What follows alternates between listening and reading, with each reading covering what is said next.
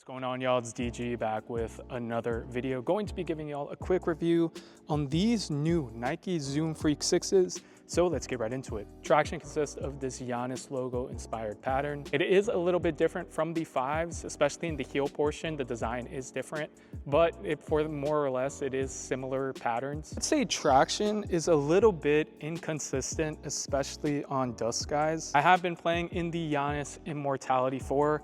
I feel like those are a little bit more consistent, especially on dust. I still like it a little bit better than the 5s guys because on this court, you know, while we're here, the 5s did not really stick on dust. These do perform better on cleaner courts, but on dust, it was a little bit inconsistent in my personal experience. So even if I'm like trying to move at full speed, it feels good.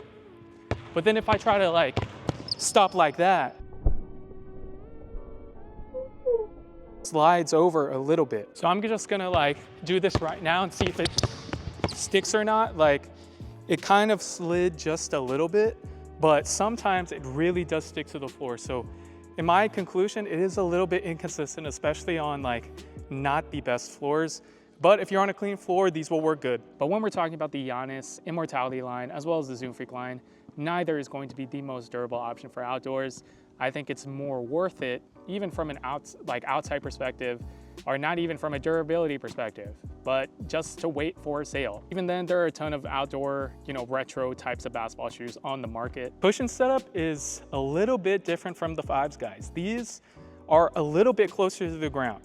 These are definitely closer to the ground in my personal opinion, especially in the forefoot. That was definitely the first thing that I noticed when I tried these on when I first played in them, is that the cushion in these is a little bit more subdued. At first, you cannot feel the zoom unit in here, but after you break them in, you can definitely feel, that slight kind of bounce back, that slight compression from the zoom in here. So definitely you do have to break these in to feel that cushion. Overall, it is less comfortable in my opinion compared to the 5s. And when I say comfortable, I mean that plush feeling that you get from Cushlon and Zoom.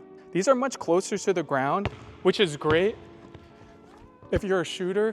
I do feel like these have a little bit more court feel, a little bit more responsiveness compared to these 5s, which is good for shooters and stuff like that who need to plant really quickly. But overall, the cushion is nothing amazing in my personal opinion. It is more of a responsive ride. These kind of remind me of the Zoom Freak 1 as well in terms of that court feel and responsiveness, which is good. But I wish there was a little bit more in here, or at least a little bit more feeling. I know they engineered this to be a very responsive shoe. I feel like the Curry 12 is more soft. It has a little bit more of like a rebound to it, more like energy return.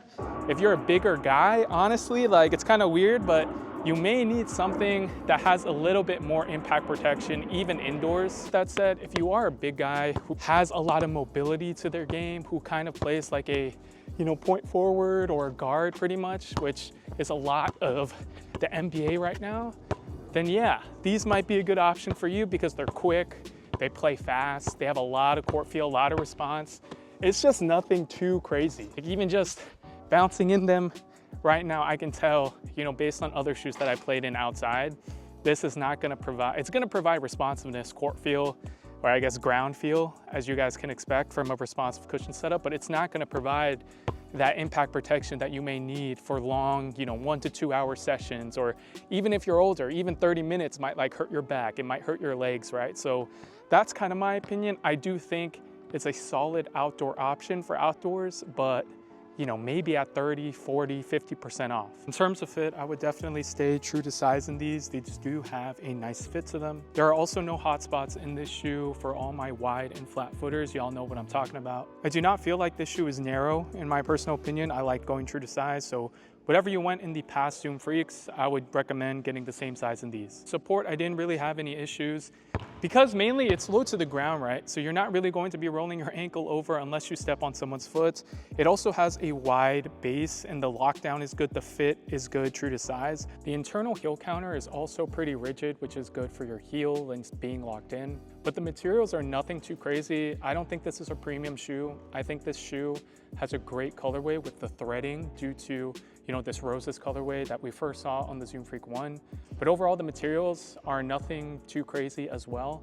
The main support comes from the fits as well as that heel counter and then the wide base. In terms of durability of the traction, but again, it's not the best option. If you want the best outdoor shoe, just go retro. In terms of weight, guys, it's nothing too crazy, but you can definitely, you know, do your moves in these without feeling like you're bogged down. I would say it's like an average weight shoe. It's definitely, it doesn't feel as light as the Currys as well, just because of that rubber outsole. Overall, y'all, my main synopsis on this shoe is just wait for it to go on sale. I wouldn't say it's a huge improvement over the 5s. I think the main improvement over the 5s is the aesthetics. I do like the aesthetics of these. And I guess you can say like the court feel, the responsiveness, stuff like that. But with that said, there are a lot of shoes that provide that as well. I do think the Giannis Immortality 4 is a very comparable option to these. And the cushion in those feels a lot more comfortable, a lot more soft, to be quite honest. Although I still feel them bottoming out a little bit more. Can't necessarily say to, you know, justify your purchase of paying full price for these when there's GT Cut 3s on sale, when there's LeBron 21s on sale. Are these a good shoe? Yes. Are they worth the full price point? Absolutely not, in my personal opinion. Giannis Immortality 4s are also a great option that's already, you know, affordable. Now, these look really cool, but Giannis Immortality 4s look good as well. But in this economy, guys, in this economy, you gotta be wowed, especially like for all the kids out there who watch my videos. I know like your parents won't allow you to buy certain shoes. So if you can get these on sale, I do think that they will be a nice product to play in. I think this roses colorway is an exception to this shoe because it does have threading on it. It does look really cool, especially on feet, guys. Like these look really nice. So if you do have other options available to you, then definitely try to go get those.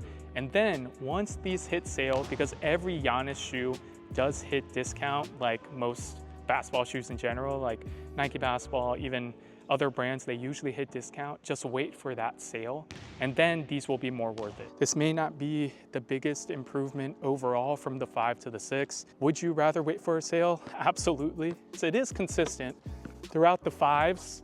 And I feel like these, I still like these better than the 4s. I feel like the 4s was just a little bit too high off the ground for me. I feel like the transition from the 4s to the 5s were vastly different because of the, you know, court feel in the 5s and like kind of like the streamline of design. And these kind of are an evolution of the 5s.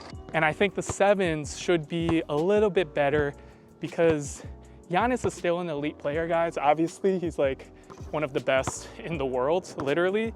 So I think with the 7s, they're going to continue to give him more tech, going to continue to give him more like crazy designs. I feel like this one was just like a small evolution, but I feel like they're cooking stuff with the 7 and 8. Again, my favorite thing about this shoe is the court feel, is the responsiveness. But again, to be objective, there are a lot of shoes that provide that. So it's not like I can recommend paying, you know, $150, $160, whatever it is with tax and shipping for this shoe.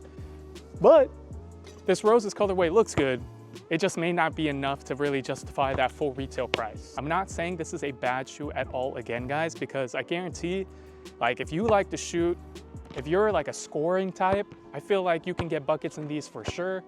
But there are a lot of shoes that you can get buckets in, right? So it's just down to opportunity cost. What can you get with the same amount of money? Like what other things can you do with the shoe? There's Sabrina 1s on sale. There's Sabrina 2 Nike IDs. You can pay, I think, like 20 to 30 bucks more just to get a custom Sabrina 2, right? Like, so there are other options out there. So this is a good shoe. Lots of court feel, like I keep saying. Good for shooters. But hey, man, there's just other stuff out there.